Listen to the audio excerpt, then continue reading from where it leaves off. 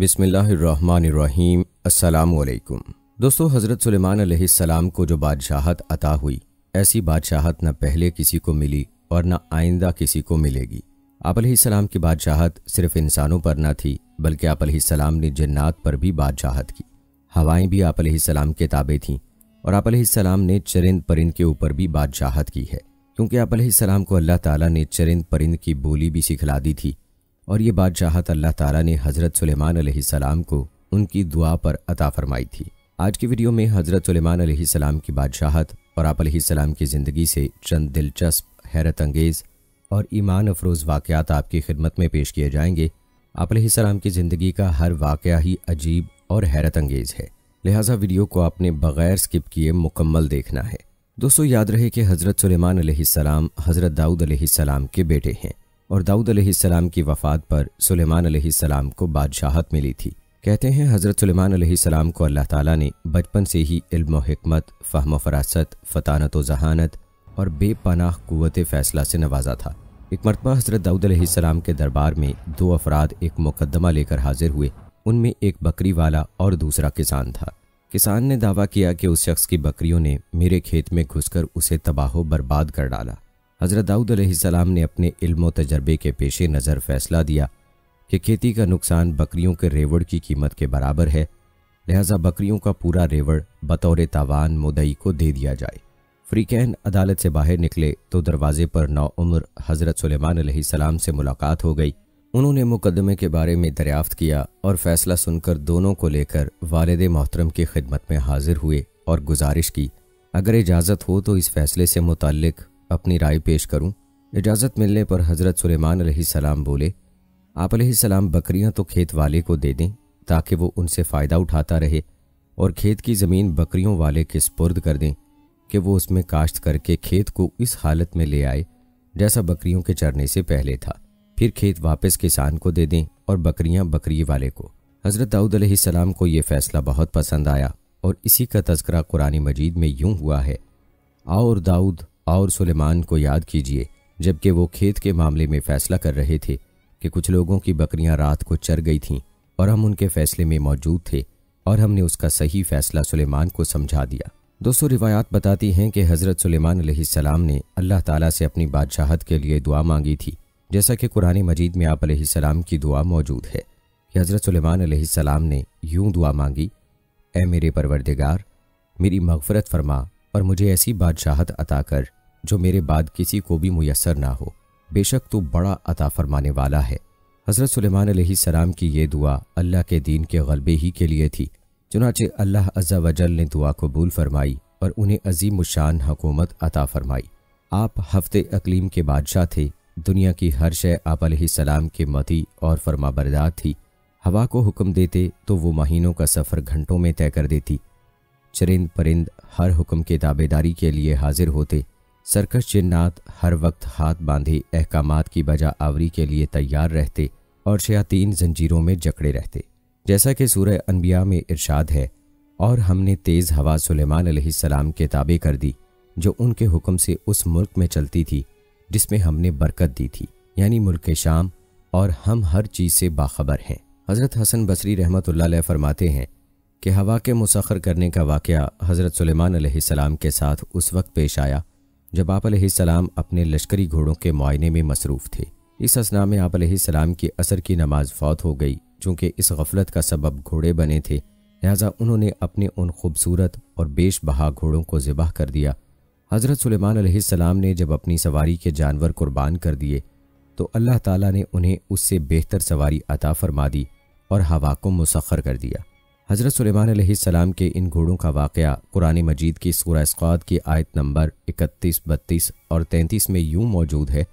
इरशाद बारी ताला है, और हमने सुलेमान के लिए हवा को मुसख्खर कर दिया कि सुबह की मंजिल महीने भर की होती थी और शाम की मंजिल भी।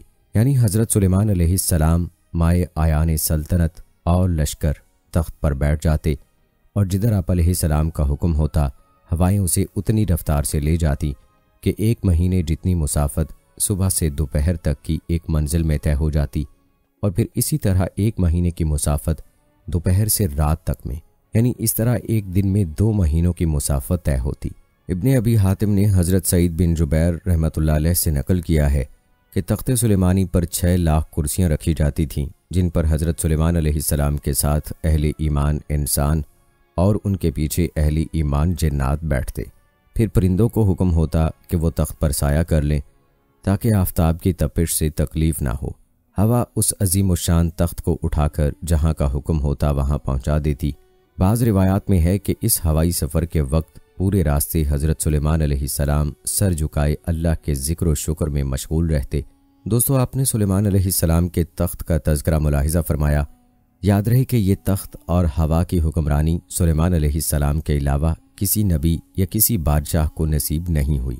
दोस्तों, आइए अब मुख्तसरन तज़किरा करते हैं सुलेमान अलैहिस्सलाम के लिए जन्नात और शयातीन के तस्खीर का। पहले भी जिक्र हुआ है कि अल्लाह ताला ने जन्नात और शयातीन को भी हज़रत सुलेमान अलैहिस्सलाम का ताबे और फरमाबरदार बना दिया था, जो नौकरों चाकरों की तरह आप अलैहिस्सलाम का हर हुक्म बजा लाते।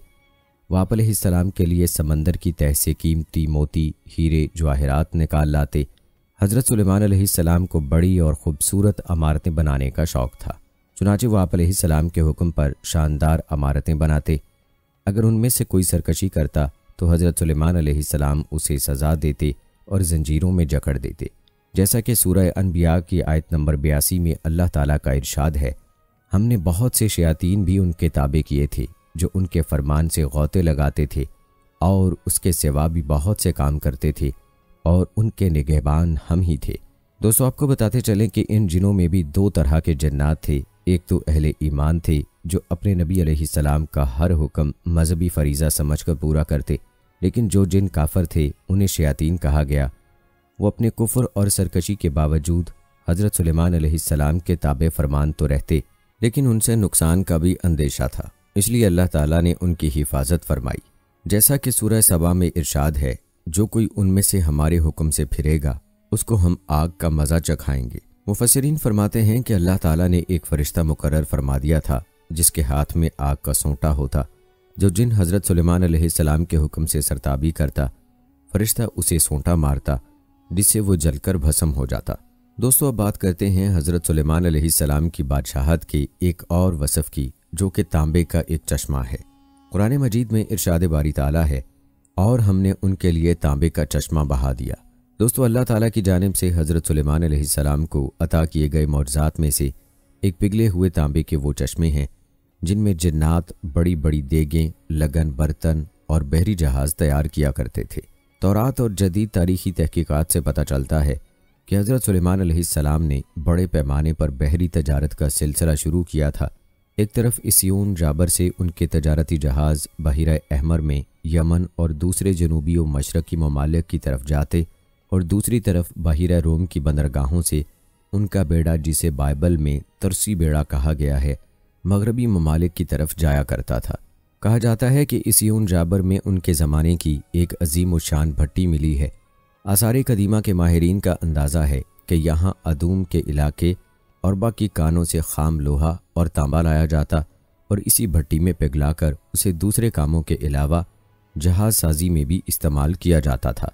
इससे कुरान मजीद की इस आयत का मफहूम वाज़े होता है जो सूरह सबा में हज़रत सुलेमान अलैहिस्सलाम के मुताल्लिक़ आई है कि हमने उनके लिए पिघली हुई दात का चश्मा बना दिया। दोस्तों, आप मुलाहिज़ा कर रहे हैं कि अल्लाह ताला ने हज़रत सुलेमान अलैहिस्सलाम को कैसी शानदार बादशाहत अता फरमाई थी। याद रहे कि आप अलैहिस्सलाम की बादशाहत दरअसल अल्लाह ताला की तरफ से एक मौजज़ा है जो सुलेमान अलैहिस्सलाम को अता हुआ। दरअसल अल्लाह ताला अपनी कुदरत दिखा रहे हैं जो अल्लाह ताला ने मौजज़ात की सूरत में अपने अनबिया को अता फरमाई, ताकि इंसान इन बातों पर गौर व तदब्बुर करे और अल्लाह की अज़मत और पाकी बयान करे। दोस्तों, हम अल्लाह ताला के मज़ीद मौजज़ात और करिश्मात भी आपको बताते हैं। अलबत्ता आगे बढ़ने से पहले कमेंट में एक बार सुबहान अल्लाह ज़रूर तहरीर फरमा दें। दोस्तों, पहले भी जिक्र हो चुका है कि अल्लाह ताला ने सुलेमान अलैहिस्सलाम को चरिंद परिंद की बोलियां सिखला दी थीं। तो आइए तज़किरा करते हैं आप अलैहिस्सलाम के जानवरों की बोलियों के इल्म का। याद रहे कि अल्लाह ताला ने हज़रत सुलेमान अलैहिस्सलाम को तमाम जानवरों हत्ता के चींटियों तक की बोलियों के इल्म से नवाजा था, जिसका तज़किरा कुरान पाक में यूँ आता है, ऐ लोगो, हमें यानी हज़रत सुलेमान को परिंदों की बोलियां सिखाई गई हैं। और इसी सूरह मुबारका में जिक्र है कि एक मरतबा हज़रत सुलेमान अलैहिस्सलाम अपने लाओ लश्कर के साथ एक ऐसे मैदान से गुजरे जहां चूंटियों की बड़ी बस्ती थी। चूंटियों की मलका ने जब लश्कर को देखा तो कहा, ए चूंटियों, अपने घरों में घुस जाओ, कहीं ऐसा ना हो कि हज़रत सुलेमान अलैहिस्सलाम और उनका लश्कर तुम्हें पैरों तले रौंद डाले और उन्हें रौंदने की खबर भी ना हो। ये बात सुनकर हज़रत सुलेमान अलैहिस्सलाम मुस्कुरा दिए और अल्लाह का शुक्र बजा लाए और कहने लगे, ए मेरे रब, मुझे तौफीक इनायत कर कि जो एहसान तूने मुझ पर और मेरे वालदैन पर किए हैं उनका शुक्र करूं और ऐसे नेक काम करूं कि तू उनसे खुश हो जाए और मुझे अपनी रहमत से अपने नेक बंदों में दाखिल फरमा। हज़रत शेख सादी रहमतुल्लाह अलैह फरमाते हैं कि हज़रत सुलेमान अलैहिस्सलाम के अहद में कहत पड़ा तो आप अलैहिस्सलाम ने लोगों को नमाज इस्तिस्का के लिए निकलने का हुक्म दिया। जब नमाज पढ़ने मैदान में गए तो वहाँ एक चूंटी अपने कदमों पर खड़ी दुआ कर रही थी, ए अल्लाह, मैं भी तेरी मखलूक हूँ, हमारा भी तेरे फजल के बगैर चारा नहीं, ए अल्लाह, इन पर बारिश बरसा दे। ये सुनकर आप अलैहिस्सलाम वापस आ गए और लोगों को कहा कि अब बारिश हो जाएगी। दोस्तों, चूंटी के हवाले से एक और वाक़या भी कुरान पाक में बयान हुआ है जो आगे चलकर बयान किया जाएगा। अलबत्ता आपको बताते चलें कि सुलेमान अलैहिस्सलाम की ज़िंदगी में हुदहुद की गैर हाज़िरी और मलका बिल्कीस का वाक़या भी एक अहम और दिलचस्प वाक़या है और इस वाक़े में अल्लाह ताला की कुदरत के कई करिश्मे पाए जाते हैं। तो आइए आपको ये वाक़या मुकम्मल तफसील के साथ बताते हैं। कहते हैं हज़रत सुलेमान अलैहिस्सलाम को किसी मौके पर हुदहुद की ज़रूरत महसूस हुई। हुदहुद के मुताल्लिक मशहूर है कि जिस मकाम पर पानी सतह ज़मीन से नज़दीक तर हो उसे मालूम हो जाता है। अल्लाह बेहतर जानता है कि उन्हें यही ज़रूरत थी या कुछ और थी। अलबत्ता उन्होंने परिंदों के लश्कर में हुदहुद को तलाश किया लेकिन वो वहाँ ना मिला। आपको इस बात का सख्त रंज हुआ और फरमाया कि या तो वो अपनी गैर हाज़िरी की कोई माकूल वजह पेश करे वरना मैं उसे सख्त सज़ा दूंगा या ज़िबाही कर डालूंगा। तब हज़रत सुलेमान अलैहिस्सलाम की सल्तनत फ़लस्तीन, शर्क़ उर्दन और शाम के कुछ इलाके में थी। अफ्रीका में भी हबशा और मिस्र का कुछ हिस्सा आपके ज़ेरे नगी आ गया था, लेकिन जनूबी यमन का इलाका आपकी सल्तनत से बहुत दूर था। हुदहुद हज़रत सुलेमान अलैहिस्सलाम के लश्कर से गायब होकर यमन के इलाके सबा में पहुँच गया था। यहाँ के लोग तजारत, पेशा और आसूदा हाल थे। कुछ देर बाद हुदहुद हज़रत सुलेमान अलैहिस्सलाम के पास हाजिर हो गया और कहने लगा कि मैं अहले सबा के कुछ ऐसे यकीनी हालात मालूम करके आ रहा हूँ जिनकी ताहाल आपको कुछ खबर नहीं है, और वो यकीनी खबर ये है कि सबा का मुल्क एक ज़रख़ेज़ व शादाब इलाका है। उन लोगों को वहाँ सब ज़रूरियात ज़िंदगी वाफर मकदार में मुयस्सर हैं। उन लोगों पर हुक्मरान एक औरत है, मलका बिल्कीस, जो बड़े आलीशान तख्त पर बैठकर हुक्मरानी कर रही है। उसका तख्त सोने का है जिसमें हीरे और जवाहरात जड़े हुए हैं, और इस वक्त ऐसा तख्त किसी बादशाह के पास नहीं है। मजहबी लिहाज से ये लोग मशरिक और आफताब परस्त हैं और अपने इस मज़हब पर खुश और नाज़ा हैं। सूरज परस्ती को नेकी और सवाब का काम समझते हैं। हुदहुद ने ये अल्फाज कहकर गोया सुलेमान अलैहिस्सलाम को उस कौम पर जहाद करने की तरगीब दी। यानी ये लोग सूरज परस्त भी हैं और आखिरत के मुनकर भी, लिहाजा वो अपनी सारी कोशिशें ज़्यादा से ज़्यादा दौलत कमाने और अपना मयार ज़िंदगी बुलंद करने में सर्फ कर रहे हैं और इसी काम को अपनी ज़िंदगी का मुंतहाए मकसद समझे बैठे हैं। और शैतान ने उन्हें यही बात समझाई है कि उनकी अक़ली और फ़िक्री क़ुव्वतों का यही बेहतरीन मसरफ़ है कि वो अपनी इस दुनिया की ज़िंदगी को ज़्यादा से ज़्यादा शानदार बनाएं। हुदहुद ने मलका सबा के मुताल्लिक यूँ ख़बर दी थी कि उसका अर्श अज़ीम है। अल्लाह ताला ने फरमाया, अर्श अज़ीम तो सिर्फ़ अल्लाह का है, उसके अर्श के मुकाबले में किसी का तख्त अज़ीम नहीं हो सकता। ना ही अल्लाह के मुकाबले में आफताब या दूसरी इशिया को इला कहा जा सकता है या किसी ऐसी चीज़ को सजदा किया जा सकता है। सुलेमान अलैहिस्सलाम ने हुदहुद का जवाब या उसकी माजरत सुनकर फरमाया, मैं तुम्हें एक ख़त लिख कर देता हूँ, ये ख़त ले जाकर दरबार में जाओ और उसके दरबारियों के सामने फेंक दो।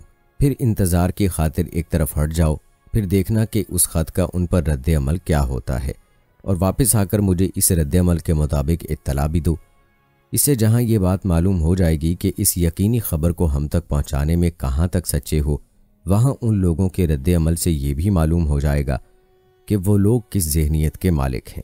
कहते हैं जिस वक्त हुदहुद ने यह ख़त दरबार में मलका सबा के सामने फेंका, उस वक्त वो सूरज की इबादत के लिए तैयारी कर रही थी। उस ख़त ने उसे अजीब किस्म की कश्मकश में मुब्तला कर दिया, क्योंकि यह ख़त कई पहलुओं से बहुत अहम था। मसलन एक ये कि यह ख़त उसे गैर मामूली तरीके से मिला, यानी यह ख़त किसी मुल्क के सफारत खाने की मार्फत नहीं बल्कि एक नामाबर परिंदा के ज़रिए मिला था। दूसरा ये कि यह ख़त किसी मामूली दर्जे के हाकिम से नहीं बल्कि शाम व फ़लस्तीन के अजीम फरमा रवा की तरफ से मौसूल हुआ था। तीसरा ये कि यह ख़त रहमान और रहीम के नाम से शुरू किया गया था कि इन नामों से ये लोग कतन मुतारिफ ना थे। और चौथे ये कि इस इंतहाई मुख्तसर से ख़त में मलका से मुकम्मल इताअत का और फिर उसके बाद हज़रत सुलेमान अलैहिस्सलाम के पास हाजिर होने का मुतालबा किया गया था और ये भी बतला दिया गया था कि मेरे मुकाबले में सरकशी का राह इख्तियार ना करना वरना नुकसान उठाओगे। पाँचवीं ये कि अंदाज़े खिताब ऐसा था कि जिसमें किसी किस्म की कोई लचक ना पाई जाती थी। दोस्तों, इसका मतलब ये है कि इस्लाम लाकर या मुसलमान होकर मेरे यहाँ आओ और सूरज परस्ती छोड़ दो। और ये हुक्म आपकी नबूवत से ताल्लुक़ रखता है और आप चूँकि बादशाह भी थे और नबी भी, लिहाजा इस सिलसिले में अपने सरकारी अमीरों वज़ीरों से मशवरा करना ही मुनासिब समझा। चुनाचे उसने सबको इकट्ठा करके इस ख़त के वसूल होने और उसकी मुख्तलिफ़ पहलुओं से अहमियत से आगाह किया। फिर उसे पूछा कि तुम लोग मुझे इस ख़त के जवाब के बारे में क्या मशवरा देते हो, और ये तो जानते ही हो कि मैं सल्तनत के ऐसे अहम कामों में पहले भी तुमसे मशवरा करती रही हूँ और अज़ खुद मैंने कभी मशवरे के बगैर किसी काम का फ़ैसला नहीं किया। मलका के मुशीरों और दरबारी लोगों ने वही जवाब दिया जो आम तौर पर दरबारी लोग दिया करते हैं, यानी वो अपने जहन पर बार डालकर कोई दानिशमंदाना जवाब देने के आदी होते हैं और ना वो अपने सर कोई जिम्मेदारी लेना चाहते हैं। वो सिर्फ जी हुजूर कहना और अपने आप को हुक्म के बंदे साबित करना चाहते हैं। और यही कुछ उन लोगों ने भी किया कि हमारी खिदमत हाजिर हैं, हम जोर आवर भी और लड़ाई का फ़न भी खूब जानते हैं। ताहम ये फ़ैसला करना कि सुलेमान अलैहिस्सलाम से जंग करनी चाहिए या मुती फरमान बन जाना चाहिए आप ही की सवाबदीद पर मुनहसर है। गोया मलका को अपने मुशीरों से मशवरा करने का कोई ख़ास फ़ायदा ना हुआ, माँ सिवाय इसके कि अगर मलका मुकाबला का इरादा रखती हो तो उन्होंने अपनी वफ़ादारियों का उसे यकीन दिला दिया।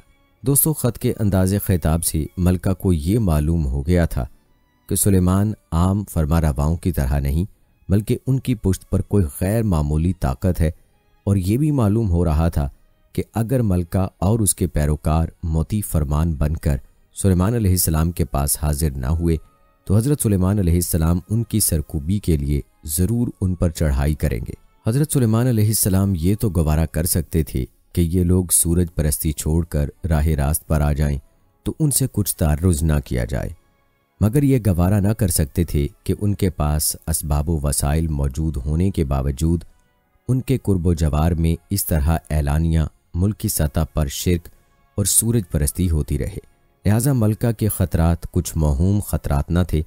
उसने ठीक अंदाज़ा कर लिया था कि एक तो हज़रत सुलेमान अलैहिस्सलाम उनकी सरताबी की सूरत में ज़रूर उन पर चढ़ाई करेंगे और दूसरे उसने ये भी अंदाज़ा कर लिया था कि हज़रत सुलेमान अलैहिस्सलाम के लश्करों के मुकाबले में उनमें मुकाबले की ताब नहीं है। लिहाजा उसने खामोशी के अंजाम से अपने मुशीरों को मुतनब्बे करते हुए कहा कि दुनिया में अक्सर यूं ही होता आया है कि जब कोई बादशाह किसी मुल्क को फतह करता है तो सबसे पहले उस मुल्क के वसाइल व मुआश पर कब्ज़ा करके उस मुल्क को मुफलिस व कलाश बना देता है, फिर वहाँ के सरकर्दा लोगों को कुचल कर उनका जोर ख़त्म कर देता है ताकि वो दोबारा कभी उसके मुकाबले की बात भी ना सोच सकें। इस तरह वो इस मफतूहा मुल्क के तमाम सियासी, तमद्दुनी और मुआशी वसाइल पर कब्ज़ा करके इस मुल्क की ताकत को अमलन ख़त्म करके अपनी ताकत में इजाफ़ा कर लेता है, जिसका नतीजा ये होता है कि अकाबरीन ममलकत या तो मौत के घाट उतार दिए जाते हैं या फिर उन्हें जलीलो रुस्वा होकर रहना पड़ता है। लूट खसूट और कत्लो गारत आम होता है और बसा औकात चेहरों को आग लगा दी जाती है और आम हालात में ऐसे ही नताइज मतवक्के हैं। दोस्तों, मलका की इस तकरीर से ये तो साफ वाज़े था कि वो मुकाबले के लिए तैयार नहीं, मगर वो फौरी तौर पर मती फरमान होने पर भी आमादा ना थी। लिहाजा उसने एक दानिशमंदाना कदम उठाते हुए दरमियानी रास्ता इख्तियार किया, जो ये था कि हज़रत सुलेमान के पास एक वफ़द भेजा जाए और साथ कुछ तोहफे तहाइफ भी भेजे जाएं। उन लोगों के रद्द-ए-अमल से उनकी ज़हनियत पूरी तरह वाज़े हो जाएगी। चुनाचे उसने हदिये की सूरत में बहुत सामान और दौलत, कुछ सोने की ईंटें और कुछ नवादरात भेजे और वफ़द के लिए ऐसे आदमी का इंतखाब किया जो बहुत खूबसूरत थे और उससे दरअसल वो हज़रत सुलेमान अलैहिस्सलाम का इम्तिहान लेना चाहती थी वो किस किस्म की अशिया का शौक़ रखते हैं, नीज़ ये कि अगर वो दुनियादार बादशाह हैं तो तहाइफ कबूल कर लेंगे। इस सूरत में इससे जंग भी लड़ी जा सकती है, और नबी है तो तोहफे कबूल नहीं करेगा, ना उससे मुकाबला मुमकिन होगा। जब ये वफ़द तहाइफ लेकर हज़रत सुलेमान अलैहिस्सलाम के पास हाजिर हुआ तो आपने ये तोहफे कबूल करने से इनकार कर दिया और उन्हें वाज़ेह तौर पर बतला दिया कि मालो दौलत से मुझे कुछ गर्ज नहीं, ना ही मैं मालो दौलत की रिश्वत लेकर अपने इरादे से बाज रह सकता हूँ। मैं ये दौलत लेकर क्या करूँगा, वो तो मेरे पास पहले ही तुमसे बहुत ज़्यादा मौजूद है। ये तुम्हारे तोहफे तुम्हें ही मुबारक हों। और फरमाया, तुम्हारे लिए सिर्फ 2 सूरतें हैं कि तुम मुसलमान होकर मेरे पास आ जाओ। इस सूरत में तुम्हारा मुल्क तुम्हारे ही पास रहेगा। मुझे कोई अपनी सल्तनत बढ़ाने का शौक़ नहीं है, बल्कि मैं शिरक का इस्तेसाल करके तुम्हें अल्लाह का फरमा बरदार बनाना चाहता हूँ। वरना फिर दूसरी ये सूरत है कि हम तुम लोगों पर एक पुरजोर हमला करेंगे जिसकी तुम ताब ना ला सकोगे। इस सूरत में तुम्हारा जो हशर हो सकता है वो तुम खुद ही समझ सकते हो। जब ये वफ़द वापस आया और तहाइफ की वापसी और हज़रत सुलेमान अलैहिस्सलाम से गुफ्तगू की तफसीलात मलका सबा ने सुनी तो उन्हें अच्छी तरह मालूम हो गया कि हज़रत सुलेमान अलैहिस्सलाम कोई दुनियादार बादशाह नहीं, वो आपकी शान व शौकत और उसके साथ साथ खुदा तरसी के किस्से पहले भी सुन चुकी थी। तहाइफ की वापसी और वफ़द के तासुरात ने तायद मज़ीद कर दी, लिहाजा मलका सबा ने यही मुनासिब समझा कि ऐसे पाकीज़ा सीरत बादशाह के हुजूर खुद हाजिर होना चाहिए। चुनाचे उसने हज़रत सुलेमान अलैहिस्सलाम को यरूशलेम में अनकरीब अपने हाजिर होने की इत्तला भेज दी। जब हज़रत सुलेमान अलैहिस्सलाम को मलका सबा के आपके यहाँ आने की इत्तला मिल गई तो आपने चाहा कि मलका सबा का वही तख्त जिसके मुतल्लिक हुदहुद ने कहा था कि वो बड़ा अजीमुशान है, उसके आने से पहले पहले यहाँ अपने पास मंगवा लिया जाए। याद रहे कि जिन्नात आप अलैहिस्सलाम के ताबे फरमान थे और वो ये काम कर भी सकते थे। इससे हज़रत सुलेमान अलैहिस्सलाम का मकसद ये था कि तबलीग के साथ साथ मलका को कोई ऐसी निशानी भी दिखला दी जाए जिससे मलका पर पूरी तरह वाज़े हो जाए कि वो महज एक दुनियादार फरमा रवा नहीं, बल्कि अल्लाह ने उन्हें बहुत बड़ी बड़ी नेमतों और फजीलतों से नवाजा है, और उसे यकीन हो जाए कि आप सिर्फ एक सल्तनत के फरमा रवा ही नहीं बल्कि अल्लाह के नबी भी हैं। दोस्तों, याद रहे कि आप अलैहिस्सलाम के दरबार में इंसान, जिन और परिंद सब हाजिर होते थे। आपने सब दरबारियों को मुखातिब करके पूछा, तुम में से कौन है जो मलका सबा के यहाँ पहुँचने से पहले पहले उसका तख्त यहाँ उठा लाए। एक भारी कदो कामत वाला जिन बोल उठा, आप तो मलका के आने से पहले की बात करते हैं। मैं उस तख्त को आपके ये दरबार बर्खास्त करने से पहले पहले यहाँ आपके पास ला सकता हूँ। मुझ में ऐसी ताकत है, अलावा अजीम मैं उस तख्त के कीमती जवाहिर, हीरे वगैरह चुराऊंगा भी नहीं। पूरी ईमानदारी के साथ वो तख्त आपके पास ला हाजिर करूंगा। अभी उस देव हेकल की बात ख़त्म ना हो पाई थी कि दरबार में एक और शख्स बोल उठा कि मैं उस तख्त को कम से कम वक्त में आपके पास ला सकता हूँ। आप अगर आसमान की तरफ निगाह दौड़ाएं, फिर निगाह नीचे लौटाएं, तो सिर्फ इतनी मुद्दत में वो तख्त आपके कदमों में पड़ा होगा। वो शख्स कौन था, जिन या इंसान? वो किताब कौन सी थी? उम्मुल किताब यानी लौहे महफूज थी, या कुरान था, या कोई और किताब थी? वो इल्म तकदीर इलाही का इल्म था या किसी और किस्म का इल्म था? ये ऐसे सवालात हैं जिनका जवाब कुरान व हदीस में नहीं मिलता, और गालबन इसकी वजह यह है कि ये बातें समझना इंसान की महदूद अकल से मावरा है। बाज़ मुफस्सिरीन कहते हैं कि वो शख्स आपका वज़ीर आसिफ बिन बरखिया था। किताब से मुराद किताब समावा है और इसमें आज़म या अल्लाह के अस्मा और कलामुल्लाह की तासीर से वाकिफ़ था।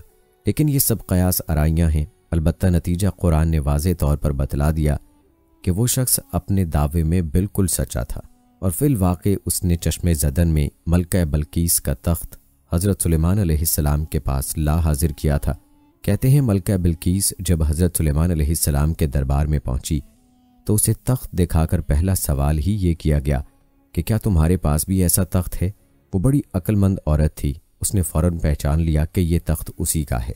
अलबत्ता उसमें कुछ तब्दीलियां कर ली गई थीं, लिहाजा उसने जवाब भी सवाल के मुताबिक देते हुए कहा कि ये तो बिल्कुल वैसा ही लगता है। अगर इससे ये सवाल किया जाता कि क्या ये तेरा तख्त है, तब वो ये जवाब देती कि हाँ, ये मेरा ही तख्त है।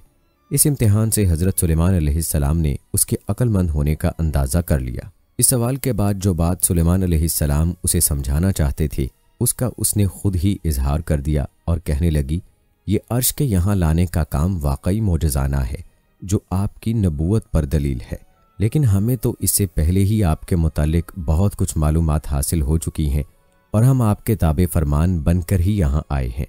ये बिल्कीस की अक्ल का दूसरा इम्तिहान था।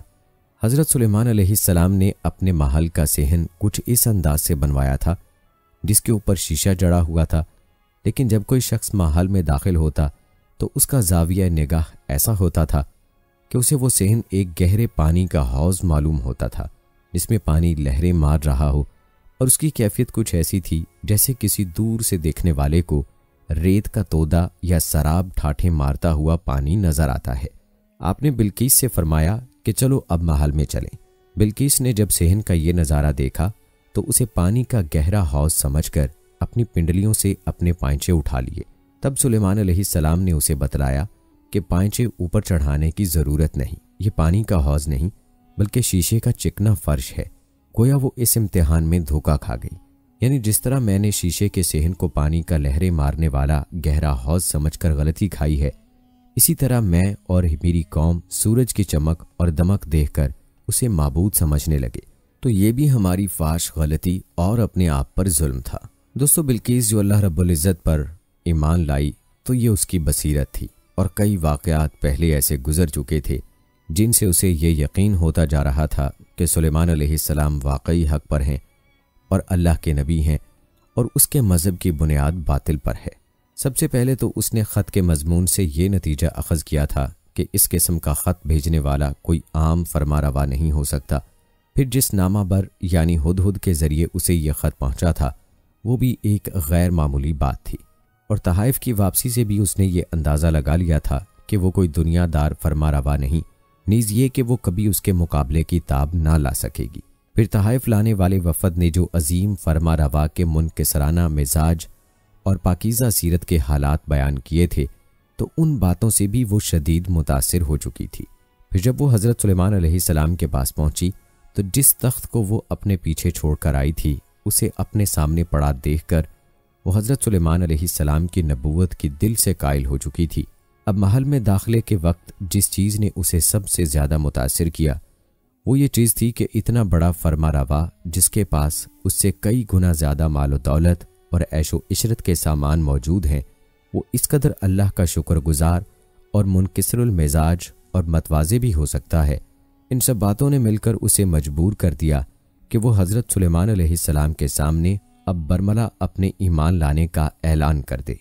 और यूं मलका बिल्कीस ने हज़रत सुलेमान अलैहिस्सलाम की पैरवी इख्तियार कर ली और अल्लाह की ज़ात पर ईमान ले आई।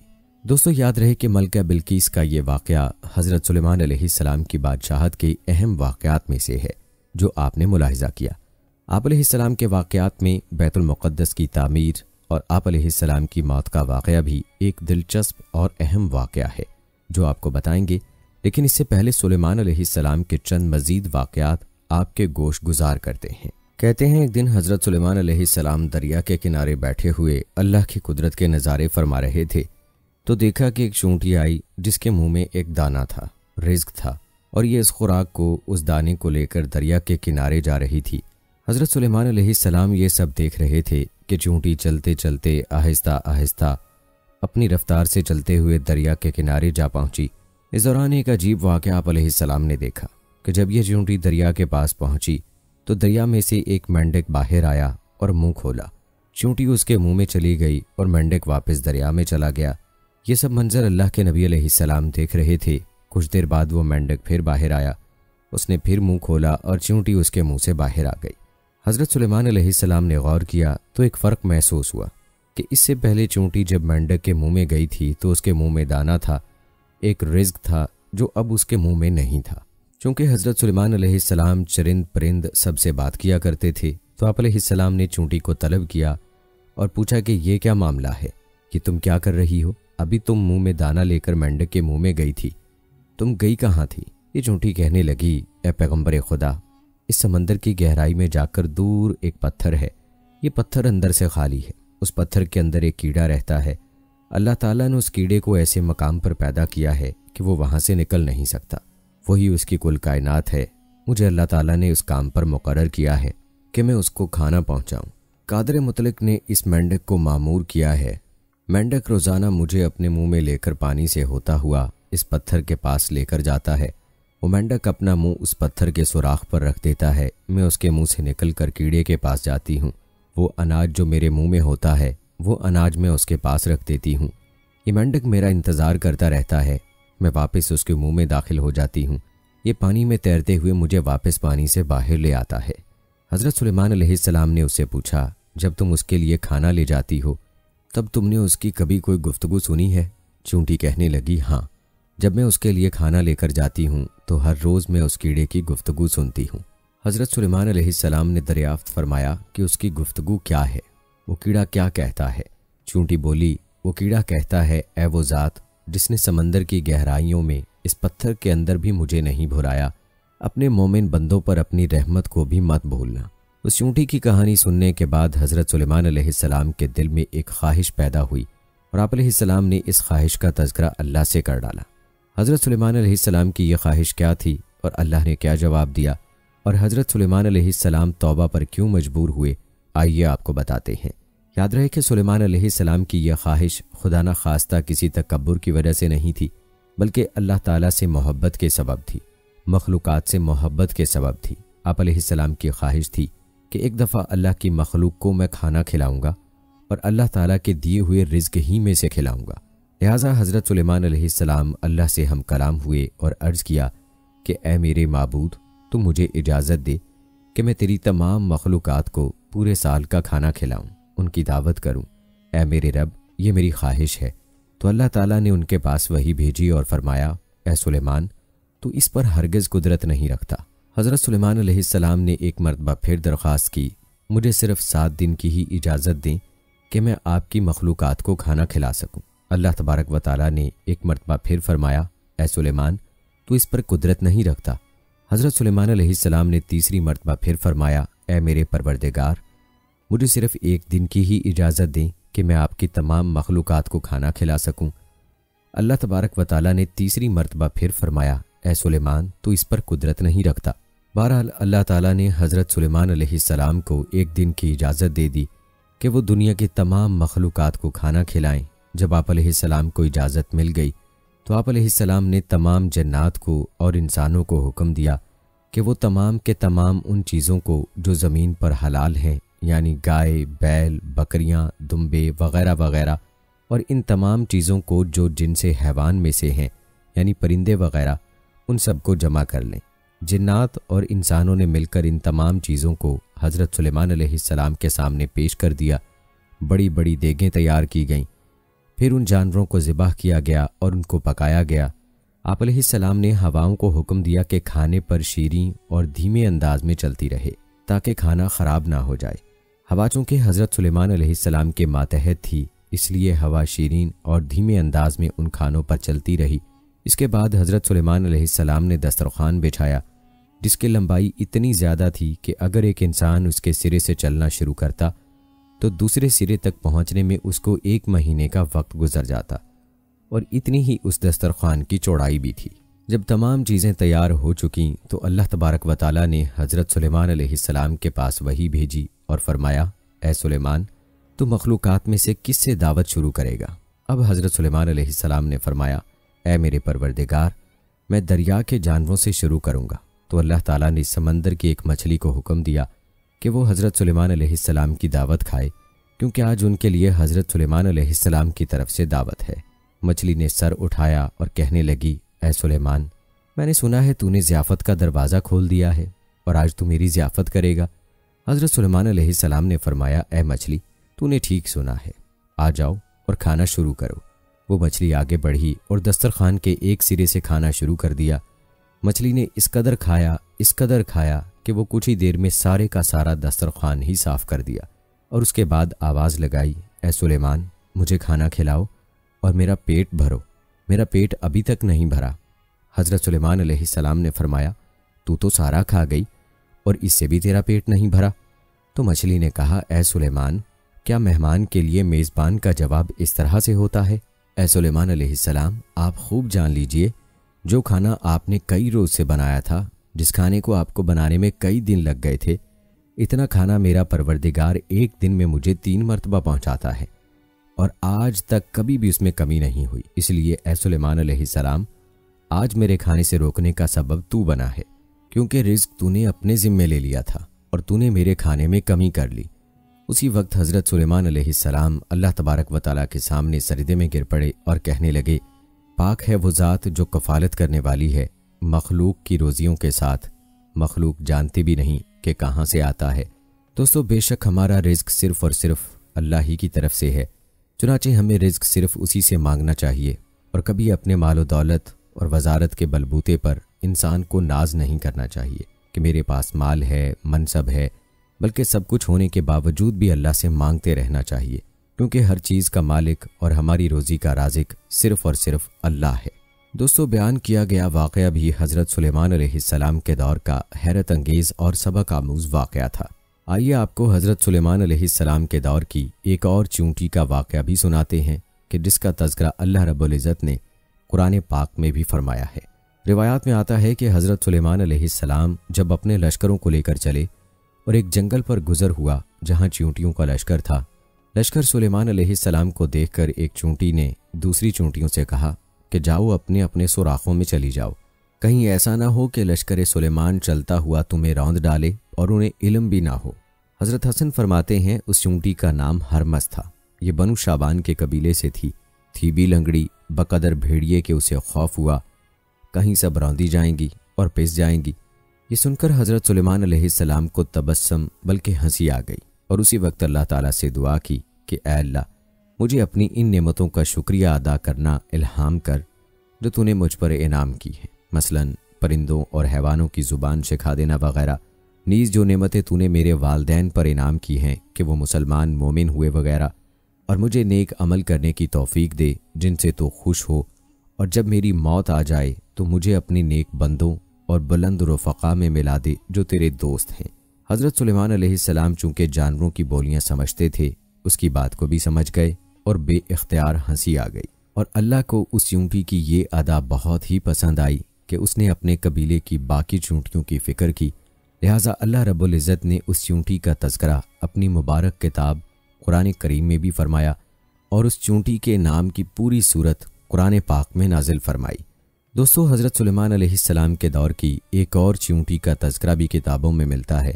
इब्ने अबी हातिम में है कि एक मरतबा हज़रत सुलेमान अलैहिस्सलाम इस्तिस्का के लिए निकले तो देखा कि एक चूंटी उल्टी लेटी हुई अपने पाँव आसमान की तरफ उठाए हुए दुआ कर रही है कि ऐ अल्लाह, हम भी तेरी मखलूक हैं, पानी बरसने की मोहताजी हमें भी है, अगर पानी ना बरसा तो हम हलाक हो जाएंगे।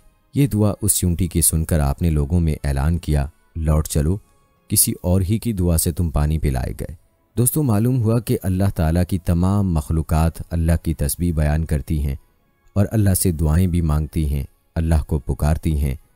लेकिन अफसोस कि आज का मुसलमान गफलत में डूबा हुआ है और उसको अल्लाह से मांगने और अल्लाह से बातें करने का वक्त ही नहीं मिलता, जो सख्त खसारे की बात है।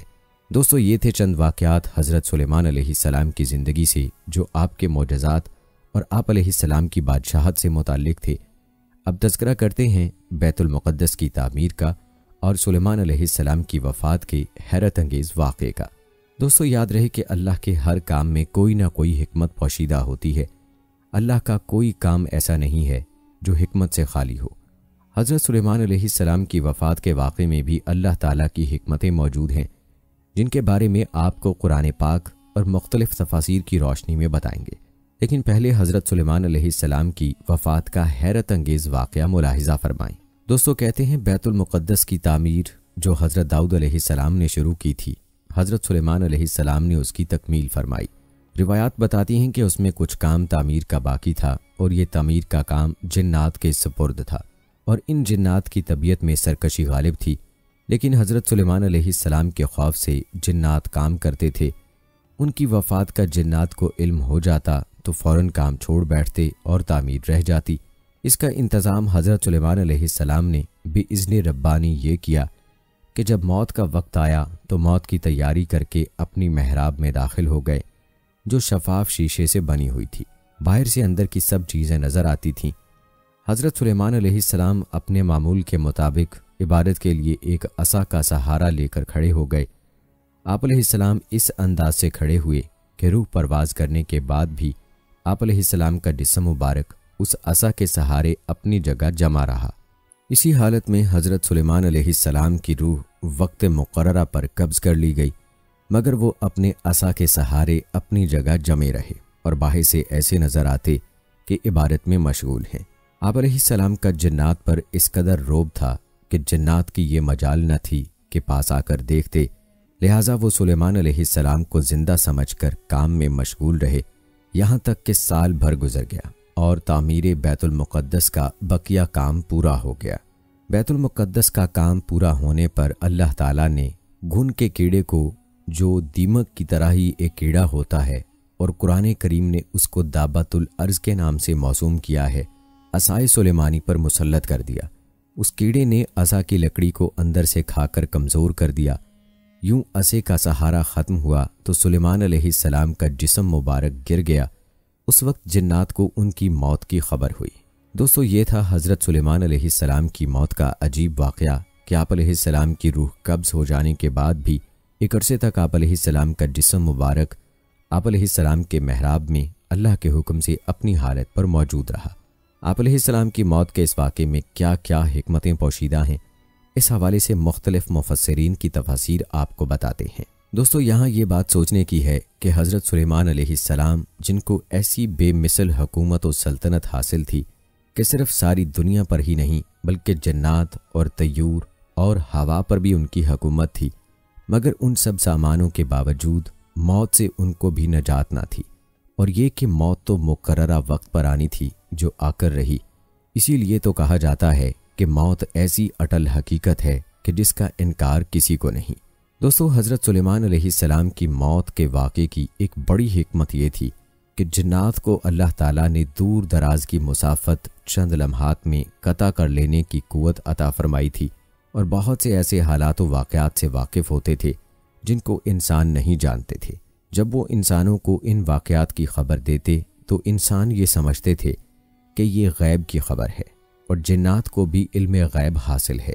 लेकिन हज़रत सुलेमान अलैहिस्सलाम की मौत के इस अजीब वाक़े ने इस बात की हकीकत खोल दी और ख़ुद जिन्नात को भी पता चल गया और सब इंसानों को भी कि जिन्नात आलमुल गैब नहीं है, क्योंकि उनको गैब का इल्म होता तो हज़रत सुलेमान अलैहिस्सलाम की मौत से 1 साल पहले ही बाखबर हो जाते। इस बात का तज़किरा कुरान पाक की सूरह सबा की आयत नंबर 14 में यूं हुआ है, जिसका तर्जुमा ये है, फिर जब हमने सुलेमान अलैहिस्सलाम पर मौत का हुक्म सादिर फरमा दिया तो उन यानी जिन्नात को उनकी मौत पर किसी ने आगाही ना की सिवाय ज़मीन की दीमक के जो उनके असा को खाती रही।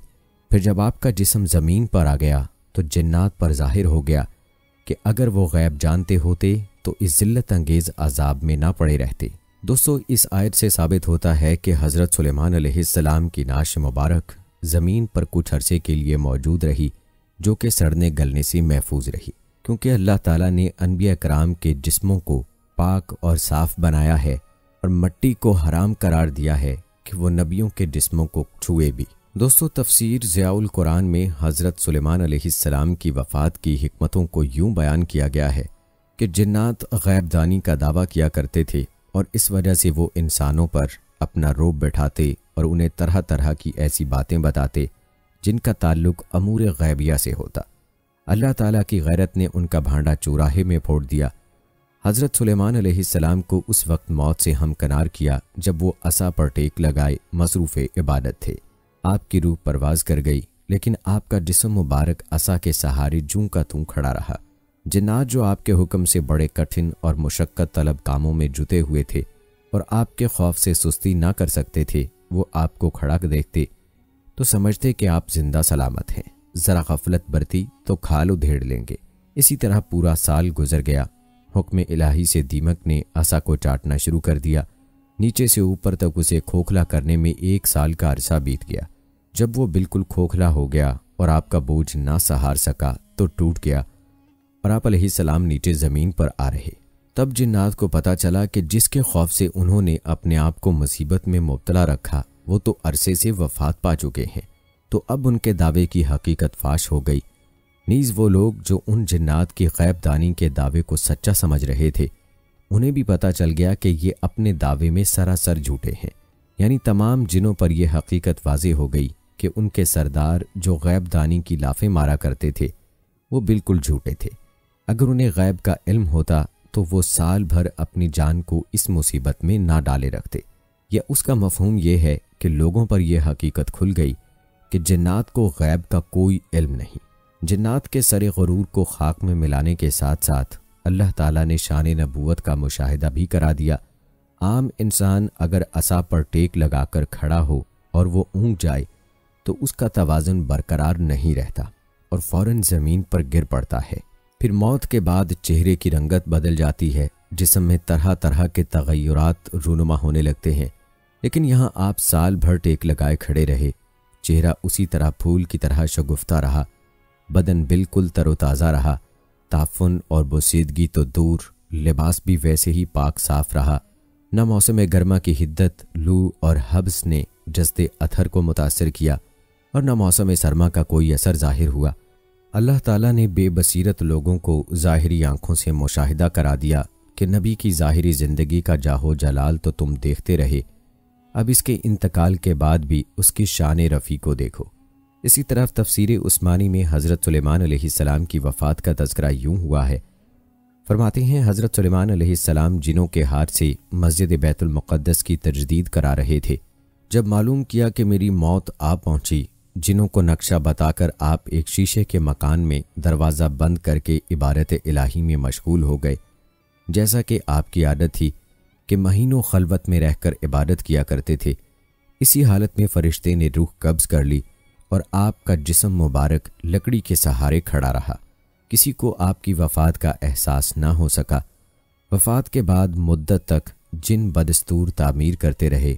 जब तामीर पूरी हो गई तो जिस असा पर टेक लगा रहे थे दीमक के खाने से गिरा, तब सबको वफ़ात का हाल मालूम हुआ। इससे जिन्नात को खुद अपनी गैबदानी की हकीकत खुल गई और उनके मोतक़िद इंसानों को भी पता लग गया कि अगर इन्हें गैब की खबर होती तो क्या इस ज़िल्लत आमेज़ तकलीफ़ में पड़े रहते। हज़रत सुलेमान अलैहिस्सलाम की वफ़ात को महसूस करते ही काम छोड़ देते। इससे यह भी ज़ाहिर हो गया कि शयातीन वग़ैरह की तस्खीर कुछ हज़रत सुलेमान अलैहिस्सलाम का किसी कमाल न था, महज फ़ज़ल इज़्दी था जो अल्लाह चाहे तो मौत के बाद एक लाश के हक़ में भी कायम रख सकता है। नहीं, सुलेमान अलैहिस्सलाम पर ज़िंदगी में जो इनामात हुए थे ये उसकी तकमील हुई कि मौत के बाद भी एक ज़रूरी हद तक उन्हें जारी रखा गया और बतला दिया कि पैगंबरों के उठाए हुए कामों को अल्लाह ताला किस तदबीर से पूरा करता है। वाज़ेह रहे कि शान नबूवत का नज़ारा अल्लाह ताला ने कराया। कभी कभार शहदा की कब्रें कुदरती तौर पर सैलाब वग़ैरह से खुल जाती हैं तो उनका दीदार हो जाता है, मगर यह अल्लाह की हिकमत से होता है, किसी इंसानी कोशिश या अमल से नहीं, क्योंकि हमको हुक्म है मैयतों को दफन करें, लिहाजा फौरी तौर पर कब्रों को बंद कर दिया जाता है। दोस्तों, तफसीर कंजुल ईमान में मज़कूरा आयत की तफसीर यूँ बयान की गई है कि हज़रत सुलेमान अलैहिस्सलाम ने बारगाह इलाही में दुआ की थी कि उनकी वफ़ात का हाल जन्नात पर ज़ाहिर ना हो, ताकि इंसानों को मालूम हो जाए कि जिन गैब नहीं जानते। फिर आप अलैहिस्सलाम महराब में दाखिल हुए और हस्ब आदत नमाज के लिए अपने असाब पर तकिया लगाकर खड़े हो गए। जिन्नात हस्ब दस्तूर अपनी खिदमतों में मशगूल रहे और ये समझते रहे कि हज़रत जिंदा हैं, और हज़रत सुलेमान अलैहिस्सलाम का अरसा दराज तक इसी हाल पर रहना उनके लिए कुछ हैरत का बायस नहीं हुआ, क्योंकि वो बारहा देखते थे कि आप 1 माह 2 माह और इससे ज़्यादा अरसे तक इबादत में मशगूल रहते थे और आपकी नमाज बहुत दराज होती थी।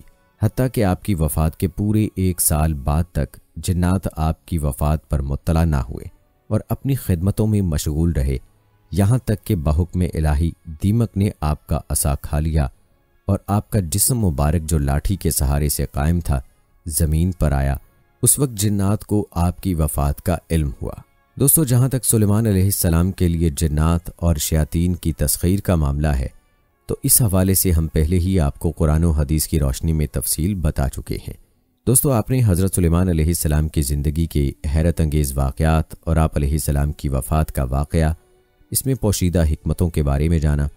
आपने हमारी इस वीडियो को ज़्यादा से ज़्यादा शेयर करना है ताकि बाकी मुसलमान बहन भाई भी इन वाक़यात को मुलाहिज़ा कर सकें। दोस्तों, खुलासा कलाम ये है कि अल्लाह ताला ने हज़रत सुलेमान अलैहिस्सलाम को बहुत से मोजज़े अता फरमाए थे, जिनमें से चंद अजीम मोजज़ात ये हैं। नंबर 1, ऐसी अजीम बादशाहत जो उनसे पहले किसी को नसीब हुई और न उनके बाद किसी को मुयस्सर आएगी। नंबर 2, इंसानों के अलावा जिनों और शयातीन को उनके ताबे कर दिया। नंबर 3, हर तरह के जानवरों को ना सिर्फ आप अलैहिस्सलाम का फरमाबरदार किया बल्कि उनकी बोलियां समझने और बोलने की सलाहियत भी अता फरमाई। नंबर 4, हवा को मुसख्खर कर दिया कि आप अलैहिस्सलाम 1 माह की मुसाफत सुबह और शाम में तय कर लिया करते थे। नंबर 5, उनके लिए पिघले हुए तांबे का चश्मा जारी कर दिया। इन मौजज़ात की तफसील आप मुलाहिज़ा कर ही चुके हैं। आपको ये भी बताते चलें कि कुरान मजीद की 7 सूरतों में 16 मकामात पर हज़रत सुलेमान अलैहिस्सलाम का तज़किरा आया है। सूरह बकरा, सूरह निसा, सूरह इनाम और सूरह सबा में 1-1 बार, सूरह स्वाद में 2 जगह, सूरह अनबिया में 3 बार, जबकि सूरह नमल में 7 मकामात पर आप अलैहिस्सलाम का जिक्र हुआ है। आप अलैहिस्सलाम का शुमार अल्लाह ताला के जलीलुल क़द्र अनबिया में होता है। दोस्तों, आपने हज़रत सुलेमान अलैहिस्सलाम की बादशाहत और आप अलैहिस्सलाम की ज़िंदगी के मुतअद्दिद वाक़यात मुलाहिज़ा किए हैं। जाने से पहले आपको हज़रत सुलेमान अलैहिस्सलाम के हसब नसब के बारे में भी बताते हैं। याद रहे कि आप अलैहिस्सलाम का सिलसिला नसब हज़रत इब्राहीम अलैहिस्सलाम से जा मिलता है। हाफिज़ इब्ने कसीर ने आप अलैहिस्सलाम का नसबनामा यूं तहरीर किया है: सुलेमान बिन दाऊद बिन ईशा बिन आमिर बिन सलमून बिन नक्शून बिन अमैना अदाब बिन इरम बिन हजरून बिन फारिस बिन यहूदा बिन याकूब बिन इसहाक बिन इब्राहीम। दोस्तों, जहाँ तक बात है आप अलैहिस्सलाम की वालिदा की, तो इनसे मुतल्लिक बहुत कम मालूमात दस्तयाब हैं और जो हैं वो भी मुस्तनद नहीं।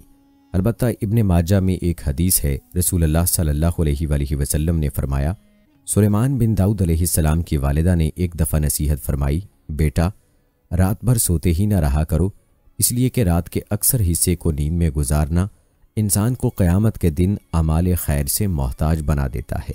दोस्तों, आखिर में सुलेमान अलैहिस्सलाम के तख्त के हवाले से एक हिकायत बयान करके अपनी वीडियो का अख्ताम करते हैं। हज़रत सुलेमान अलैहिस्सलाम का एक किस्सा है। वो एक मरतबा तख्त शाही पर कहीं जा रहे थे। एक काश्तकार ने उन्हें देखा कि अल्लाह ताला ने उन्हें ऐसी बादशाहत अता फरमाई है कि हवा भी उनको लेकर चलती है। ये देखकर उस शख्स ने कहा, सुभान अल्लाह। ये बात हवा ने सुलेमान अलैहिस्सलाम तक पहुंचा दी। सुलेमान अलैहिस्सलाम ने कहा कि इस बंदे को मेरे पास ले आओ। अब वो शख्स परेशान हो गया कि पता नहीं ऐसा मैंने क्या कर दिया। ना मैंने कोई हिर्स की और ना कोई लालच की, बल्कि मैंने तो अल्लाह की तारीफ की। हज़रत सुलेमान अलैहिस्सलाम ने उससे पूछा कि तुमने क्या कहा था? उसने कहा कि मैंने ये कहा था। फरमाया कि तुमने जो सुभान अल्लाह कहा है उसका सवाब क़यामत के दिन सुलेमान अलैहिस्सलाम की सल्तनत से भी बहुत बड़ा है। दोस्तों, इस वाक़े से मालूम होता है कि सुभान अल्लाह हज़रत सुलेमान अलैहिस्सलाम की सल्तनत से बेहतर है, क्योंकि सुभान अल्लाह का सवाब हमेशा रहने वाला है और सुलेमान अलैहिस्सलाम की बादशाहत और सल्तनत ख़त्म हो चुकी है। हजूर सल्लल्लाहु अलैहि वसल्लम ने फरमाया कि सुभान अल्लाह निस्फुल मीज़ान यानी आमाल के तराजू का आधा पलड़ा नेकियों से भर देता है और अल्हम्दुलिल्लाह अफजल ज़िक्र और अफजल दुआ है। दोस्तों, ये थी हमारी आज की वीडियो। उम्मीद करते हैं कि आपको हमारी आज की ये वीडियो ज़रूर पसंद आई होगी। अगर आपको हमारी आज की ये वीडियो पसंद आई है तो सबसे पहले तो इसको लाइक करें और अपनी राय का इजहार कमेंट सेक्शन में लाजमी करें। आखिर में आपसे एक बार फिर दरख्वास्त है कि आप हमारे चैनल को सब्सक्राइब कर लें, साथ में लगे घंटी के बटन को भी क्लिक कर लें ताकि लेटेस्ट अपलोड होने वाली वीडियोस का नोटिफिकेशन आपको बर वक्त मिलता रहे। अल्लाह ताला आपको अपनी हिफ्ज़ व अमान में रखे। मुझे अगली वीडियो तक इजाज़त दें। अल्लाह हाफिज़।